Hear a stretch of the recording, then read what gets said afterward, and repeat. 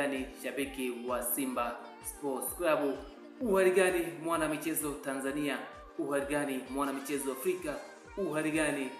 mwana michezo duniani kwa ujumla. Kama ni mara yako kwanza kutembelea channel hii ya Bongo Update, basi nikusii tu usisahau kubonyeza neno subscribe, like, share pamoja na kucomment ili uweze kuwa mwanafamilia na ili uweze kujipatia habari kemkem za kimichezo, lakini pia kubwa zaidi ni za ukweli pamoja na kuaminika. Bwana, tumezipata taarifa ni za ndani kabisa kutoka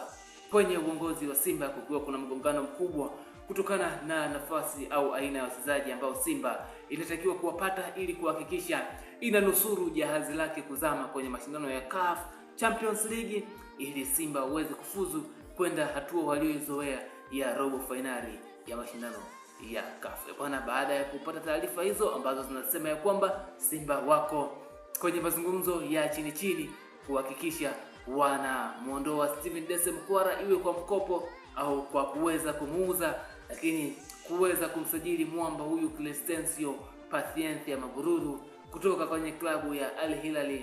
Tripoli ya huko nchini Libya. Baada ya Simba kukamilisha mazungumzo yake dhidi ya Stephen Dese Mukwara, basi moja kwa moja watakuja kutoa taarifa rasmi ya kuhusiana na Stephen Dese Mukwara atakwenda wapi na kusema ya kwamba wamefanikisha kuzungumza na Mabururu au hawajafanikisha. Lakini taarifa ni kwamba kabla ya kumuondoa Mukwara, basi ni lazima wawe wana uhakika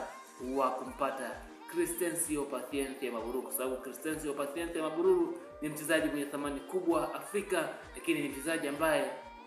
ana mikataba mikubwa na vilabu hivi vya Kiarabu. Bwana, baada ya Simba Sports Club kufikia katika hatua hiyo, basi tunaweza kusema ya kwamba hiyo ni taarifa kutoka chini au kutoka ndani ya uongozi wa Simba. Kwa hiyo subscribe, like, share ili uweze kuzipata taarifa nyingi kemkem na ambazo zitakuangazia moja kwa moja kutoka kwenye channel yako hii pendwa kabisa ya Bongo Update. Bwana, hii ni kwa ajili yako shabiki, usisahau kubonyeza neno subscribe.